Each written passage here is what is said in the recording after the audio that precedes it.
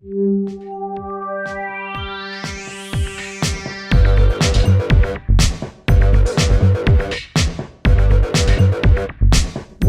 to Bench to Bedside, a weekly series of live conversations about recent advances in cancer, from the research bench to treatment at the patient's bedside. And now, your host and the director of the University of Kansas Cancer Center, Dr. Roy Jensen. Welcome to Bench to Bedside. I'm Dr. Roy Jensen, and we are honored to have as our guest today Dr. George Weiner, my friend and colleague, and the director of the Holden Comprehensive Cancer Center at the University of Iowa, and immediate past president of the Association of American Cancer Institutes. Thank you for joining us, Dr. Weiner. Today we want to discuss the unique ways that academic cancer centers like the Holden Center and the KU Cancer Center play a major role in influencing and improving cancer research and care. Dr. Weiner, this, if I'm not mistaken, was your topic as in presidential initiative as the head of AACI. Can you explain the key distinguishing characteristics of an academic cancer center and how they differ from private standalone centers? Sure, happy to, Roy. And first of all, it's truly a pleasure to be visiting your outstanding cancer center here in Kansas City. Academic cancer centers are unique in that they perform a number of roles that are vital for us in our efforts to reduce pain and suffering from cancer. They're involved in basic cancer research to understand the fundamental nature of cancer, and more importantly, taking that information to develop new approaches to cancer prevention, early detection, and therapy. The Academic Cancer Center is where the vast majority of cancer clinicians get their training and learn about the state-of-the-art cancer medicine. And academic cancer centers provide subspecialized state-of-the-art care. Academic cancer centers have enough cancer specialists working together that they can specialize in specific cancer types.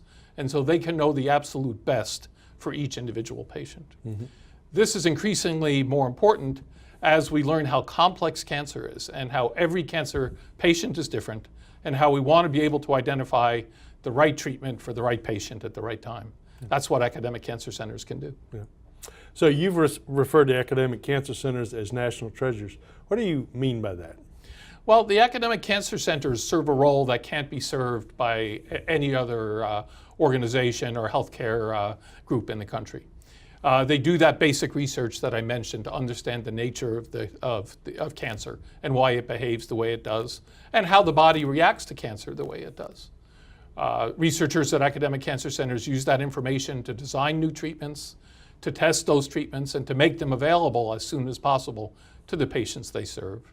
And as I've mentioned, academic cancer centers provide that state-of-the-art subspecialized care where groups of different cancer specialists, medical oncologists like me, pathologists like you, surgical oncologists, radiation oncologists, cancer immunotherapy experts, radiologists who specialize in one type of cancer, get together to decide what's best for each patient. This is a role that no other unit can play, and indeed makes the academic cancer centers a national treasure in our efforts to reduce the burden of cancer. Mm-hmm. So if you're just joining us, we're in the studio with Dr. George Weiner, director of the University of Iowa Holden Comprehensive Cancer Center.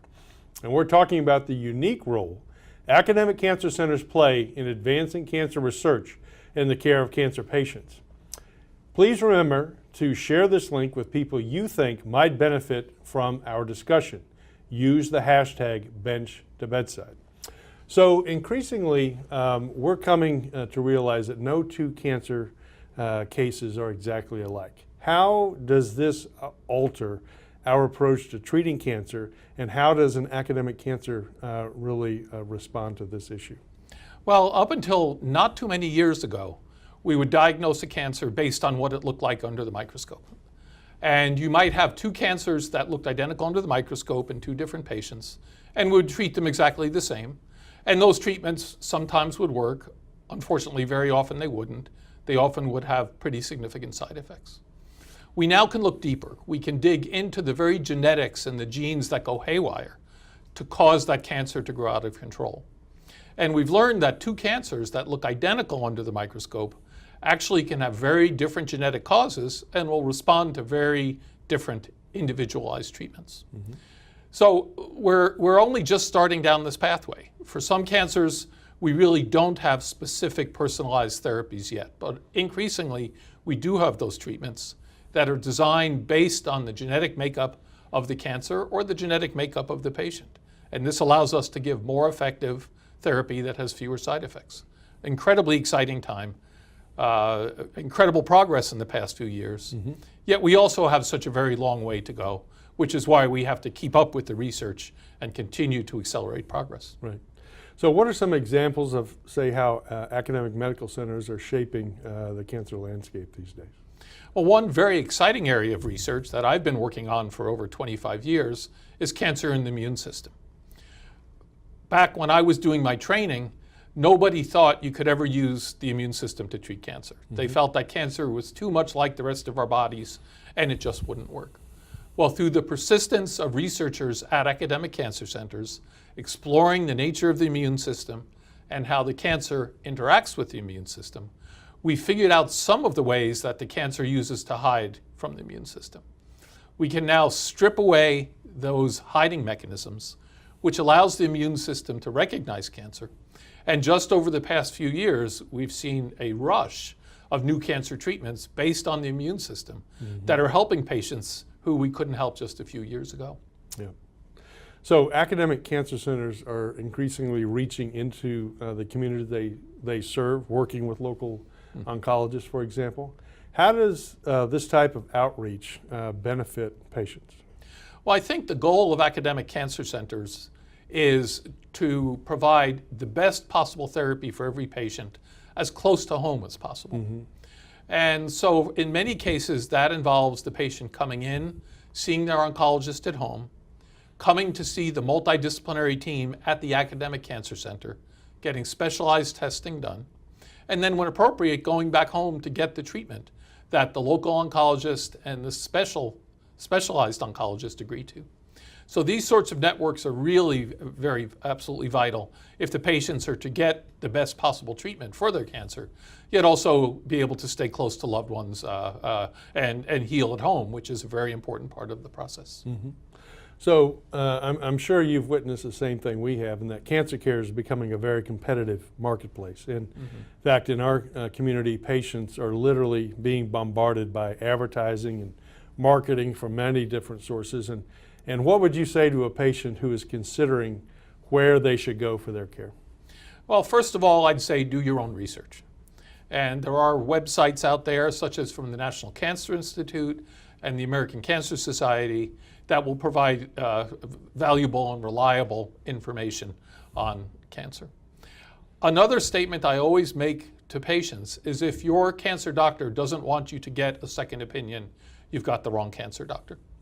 That a second opinion should be considered standard for most patients, and a good doctor will be very comfortable having you get a second opinion, which in most cases will confirm the original opinion. And then both you and the doctor can be comfortable that the treatment is right. So that would be my recommendation, is do your own research into your own care, and then don't hesitate to ask for a second opinion. Yeah.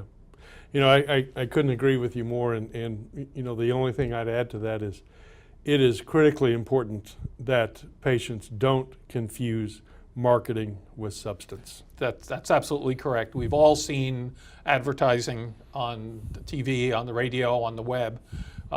Some of these places are not state of the art. They're more interested in attracting patients than they are doing research, for example. Another important point I'd make is that cancer research is not just for people who have no other treatment options. That in fact, one of our goals at academic cancer centers is to bring better treatments with fewer side effects to the patient as soon as possible.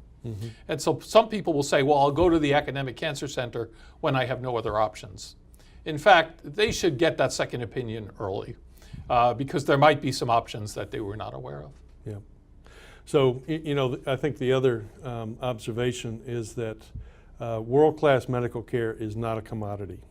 And what I mean by that is, you know, we've worked awfully hard over the last 40 years in the history of the Cancer Centers program to raise the 5-year survival rates to now where they're 68%, They used to be 49% when the program got started. And it's not a one-size-fits-all, oh, that person has pneumonia, so take some penicillin. It's, I think the points you made about personalized care, individualized medicine, apply, at the cutting edge of cancer to probably more than any other area of medicine, frankly.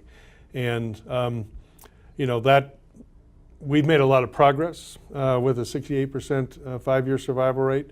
But what that means, sadly, is that 32% of our patients in 5 years are probably not going to be with us. Yep. And so we have a long way to go. The path is not clear for individual patients.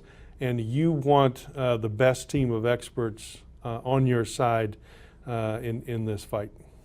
Absolutely true. And there is growing data that patients who go to major cancer centers that see lots of patients with that particular type of cancer have better outcomes. If you had a broken down Toyota, you wouldn't want to bring it to a car repairman who had never worked on a Toyota. You want to go someplace where they've had a lot of experience, where they know the newest, where they can give you the best opinion. Yep. And so again, I would emphasize very often care can be given close to home, but getting that second opinion from the experts is really very important. Well, thank you, Dr. Weiner, and that's it for today. Be sure to tune in next Wednesday at 10 a.m. for our next episode of Bench to Bedside. Thank you.